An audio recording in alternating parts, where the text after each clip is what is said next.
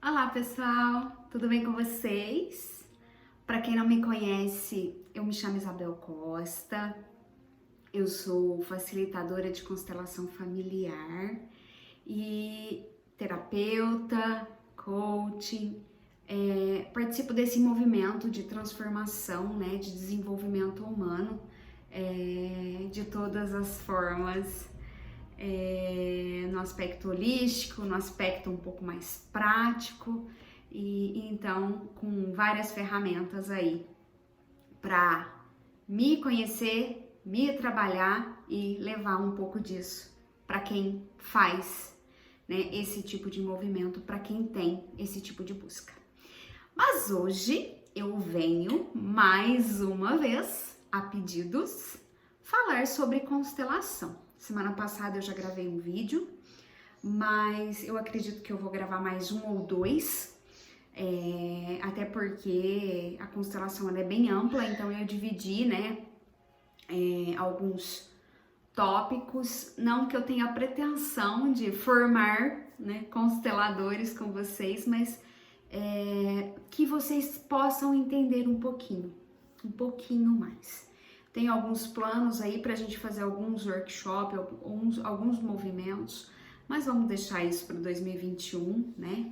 Vamos ver como que vai ser o desenrolar pós as festas, os números e a vacina e ver como que a gente, enquanto isso a gente vai se preparando, enquanto isso a gente vai cuidando desses bastidores, a gente vai estudando, eu no caso, né, estudando e desenhando aí novos movimentos. Bom, então, o tópico de hoje é como nasceu a constelação familiar. Ela não é só familiar, né? Como eu já disse no vídeo anterior, hoje ela abrange, né? Ela está na pedagogia, ela está no direito, né? Na justiça de maneira geral, ela está também em um monte de movimentos. O Sebrae tem levado movimentos sistêmicos aí nas consultorias, né, no núcleo empresarial e nas formações. Eu já vi alguns cursos de formação em coach com, né, o olhar sistêmico. Tem também treinamentos de maneira um pouco mais ampla que também o pessoal tem levado, fora o aspecto empresarial mesmo, né? Que é colocando o equilíbrio de troca no trabalho, porque as empresas, elas reflexo da família. Então, os movimentos que você vê dentro da empresa, eles são movimentos da família daquele empresário. Então a gente já, né, a gente vê na formação isso, a gente vê na prática e tem, né, isso tem crescido e eu sou muito grata a tudo isso, mas vamos voltar ao foco. Então, como eu disse, eu não vou dizer quem fundou, porque ela vem complementar, mas ela foi criada pelo terapeuta, também filósofo, teólogo e pedagogo, o alemão Bert Helling. Foi aniversário de nascimento dele semana passada, então, mentira, de morte. Então, a nossa gratidão enquanto essa ferramenta, esse grande... Eu não acho que a constelação seja simplesmente uma ferramenta, mas a nossa gratidão a ele aí por tudo. Então, ele fez, né, alguns estudos aí durante vários anos, né, mais de uma década, e ele atuou, que ele foi padre na África do Sul, numa tribo Zulu. Então, ali ele pôde experimentar, ele percebeu que alguns integrantes possuem uma dinâmica própria na resolução de conflitos, que ninguém tinha um problema na tribo. Quando algo acontecia, esse problema era de todos. Então não havia fatos isolados. Ao contrário, né? Era uma situação coletiva. Então ele explica isso como uma maneira mesmo transacional. É isso que a gente vem, né, trazendo para hoje, para os dias atuais, que nada é uma questão do outro ou minha simplesmente, é esse olhar sistêmico, esse olhar mais amplo, né? Então, após esse período de estudo, o Hellinger voltou para a Alemanha e decidiu estudar de forma mais profunda a psicologia, tornando assim proficiente em diferentes tipos de terapia, como a psicanálise, a gestáltica, a análise transacional, a hipnoterapia e terapia de sistemas familiares, ou seja, ele fez uma imersão aí nesses assuntos que foram fundamentais para que ele chegasse ao entendimento do método da constelação familiar. Então, nos anos 80, no ano que eu nascia, olha que coincidência, ele começou a trabalhar com as constelações. Na época, não era possível aplicar todos os mecanismos, porque era tratada como algo místico, era visto, né, naquela época. Então, né, ele trabalhou aí mais um tempo e tal. Então, na década de 90, com o mapeamento do genoma humano, aí sim foi possível descobrir que os genes transmitem memórias ancestrais para as gerações futuras. Essas memórias, elas passam a ser conhecidas em âmbito científico como memórias epigenéticas. Mais para frente, né, o biólogo Hubert Shelder fundamenta a teoria dos campos morfogenéticos. Então, também nossa gratidão, né, a mais uma contribuição aí, né, ao Hubert, que também contribuiu bastante para que tivéssemos hoje o olhar que a gente tem, os movimentos e a forma de entendimento, né? Então, no livro A Ordem do Amor, do Bert, vem trazer pra gente, né? Ele vem explicar pra gente quando uma pessoa nasce, além da herança genética, ocorre ali uma transmissão de informações por meio dos campos mórficos. Então, nesses campos, existe uma espécie de memória coletiva, da espécie em que aquele ser pertence. E essa memória, ela é enriquecida em cada indivíduo da espécie e cada indivíduo dessa espécie está ligado a essa memória, de uma maneira ou de outra, mais profundo ou menos profundo. Né? Aí cabe a nós, né, olharmos para isso e entendermos isso. Então, de certa forma, a teoria do Shelder dá embasamento científico para o que Carl Jung lá atrás chamava de inconsciente coletivo na psicologia. E esse inconsciente coletivo é uma das principais teorias do Carl, na qual acredita que existe um conjunto de pensamentos, sentimentos compartilhados com outras pessoas. Sendo assim, a mente humana teria características inatas, impressas, como resultado da evolução a essas predisposições que foram originadas dos nossos ancestrais. Olha que luz, né, para algumas sombras aí que a gente tem. Então, a partir desse entendimento, a constelação ela torna algo mais viável de trabalhar ao longo da história, né? Então, a gente vê que tudo, cada passinho do Bert, o Shelder e tudo vem contribuindo e vai se, né, entrelaçando aí alguns olhares que fundamentam, né, a terapia hoje.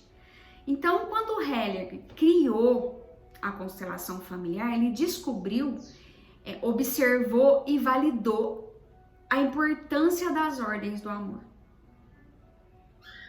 Então, essas ordens, né, elas vêm, essas leis todas, elas têm o potencial de influenciar tanto a vida individual das pessoas, quanto também um sistema familiar todo. Então, quando não acontece o cumprimento dessas leis, é um dos fatores que você deve desencadear desequilíbrio e emaranhamentos no sistema familiar, ocasionando aí sistemas e problemas afetivos, financeiros, fobias, doenças e tendências suicidas. Então, essas ordens que a gente fala, né, do livro do Bert, do amor, ela explica, ela valida as 3 principais leis para as ordens do amor, que é a lei do pertencimento, a da hierarquia e do equilíbrio.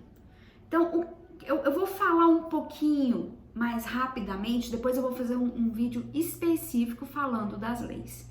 Mas, a grosso modo, seria... a lei do pertencimento é a lei de pertencer àquela família. Então, vamos imaginar que naquela família todo mundo é músico. Cada um toca um tipo de instrumento. E eu sou uma estudante de comportamento humano e todo mundo me olha com estranheza ali, como se eu fosse a ovelha negra da família. Então, isso dentro de mim gera o não pertencimento, a não aceitação daqueles entes, e ao contrário para eles também, como se eu tivesse, né, não acatando a ordem sistêmica ali, porque afinal todo mundo é músico, ninguém sabe fazer outra coisa, mas não sabe por quê. Honrando essas questões que a gente acabou de falar, ou é porque gostam de verdade. Esse é o ponto, né? Outro ponto, outra lei, desculpa, é a hierarquia.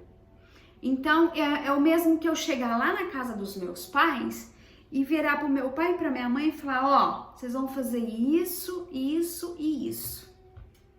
Cara, tá tudo errado. Quem me ensinou a estar aqui nessa vida foi meu pai e minha mãe. Eu não tenho que dar ordem nenhuma a eles. A partir do momento que eu faço isso, eu estou descumprindo, eu estou fugindo da hierarquia. Eles podem me dar ordem. Eu posso cumpri-las ou não, mas eles podem me dar. Isso é coerente. Mas eu a eles, Isabel, mas e se eles estiverem acamados, se eles estiverem numa situação, eu vou cumprir o que eles querem como ajuda, mas não fazer valer a minha ordem, fazer valer o que eu acredito. Não. Eu vou contribuir, eu vou ajudá-los ali na maneira em que eu puder, mas sem fugir da hierarquia. Nossa, mas eles estão inconscientes. Então, mais um motivo, eu vou seguir ao que até quando eles tiveram consciência, eu sei que era a maneira que eles gostariam de conduzir. Eu não vou, né? Não tem desarmonia maior nas famílias do que isso. Os filhos crescem, a gente cresce e a gente acha que agora a gente sabe mais que os nossos pais. A gente pode ter 5 faculdades, a gente pode ter desenvolvido muito mais em algum aspecto do que eles, mas a gente não sabe mais que eles. Eles sabem o que eles sabem para situação, para o momento deles, e enquanto pais, eles vieram antes. Foram eles que nos ensinaram a ser o que a gente é. E não tem mais ou menos. Ah, pode até ser que eu tenha mais conhecimento? Pode, mas a hierarquia é que eles vieram primeiro. Então, eles têm no mínimo aí, no mínimo, pensando numa continha básica, no mínimo 20 anos mais que a gente. Às vezes até mais que isso. Então, nem que seja a título de vivência, eles têm mais tempo de vivência que a gente. Isso não quer dizer que eu tenho que viver como eles acreditam. É diferente. O que eu não posso fazer é querer que eles vivam de acordo com o que eu acredito. Esse é o ponto. E a lei do equilíbrio. O equilíbrio vamos imaginar que eu me relaciono com uma pessoa e que vamos inverter, né? Que a pessoa me dá muito. A pessoa é super atenciosa, a pessoa me dá muitos presentes e aquela pessoa não existe. E eu não mantenho o equilíbrio. Primeiro, se aquela pessoa dá demais, tem alguma coisa ali em desequilíbrio com ela.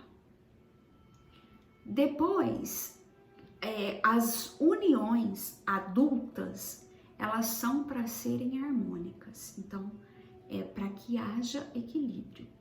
O problema é que a gente vive nessa competitividade que eu ganho, sei lá, um perfume de 100 reais, eu tenho que dar um de 200, porque, né, o que ele vai achar? E o inverso também. E para nós mulheres, isso é pior ainda, porque o homem, ele tem a necessidade de prover. O que tem acontecido aí fora? Aí eu, enquanto mulher, enquanto independente, enquanto uma pessoa responsável, né, pelas minhas finanças, aí o que eu faço? Ele me dá qualquer coisa, eu tenho que dar para ele algo mais caro ainda. Sendo que é o contrário. O homem tem a necessidade de prover. E aí eu vou e desequilibro tudo isso. Entende? Ou seja, por que a grande maioria da mulherada aí, além de... na constelação, gente, como eu já disse, não tem nada pontual de que isso é isso, aquilo é aquilo outro. Não, as coisas não são assim. Mas na grande maioria, essa desordem que acontece da mulherada bem resolvida, da mulherada independente que não encontra homens, é porque ela, na hora de se relacionar, ela não age, né, em harmonia com esse equilíbrio. Na grande maioria das vezes ela tem questões mal resolvidas aí, e aí, de uma maneira ou de outra, algum deles ou os dois tem questões mal resolvidas na criança também, e aí vira esse balaio de gato. Eu vou concluir esse vídeo por aqui. Como eu disse, eu vou fazer uma continuidade para falar das leis mais abrangentemente, que eu quero falar só delas, então vai ficar mais amplo e mais claro para vocês, tá certo? Então, fica aqui o tópico, fica aqui como nasceu, né, as constelações, e a gente vai dar continuidade aí em mais pelo menos 2 vídeos, tá certo? Nas descrições do vídeo tem meus contatos. Eu agradeço muito você pela companhia, pelos olhares, pela contribuição sempre que você enriquece o canal, que você valida a importância do canal, quando você compartilha, quando você curte, quando você comenta, o YouTube entende que você está dizendo que esse vídeo é importante, que faz diferença. Não sou eu que falo para o YouTube, são os movimentos de vocês. Então, até para validar o equilíbrio, né, de troca, como você recebeu esse conteúdo de graça, deixa aí seu like, compartilha com as pessoas que você achar que possa ser contribuição. E até o próximo vídeo. Um beijo.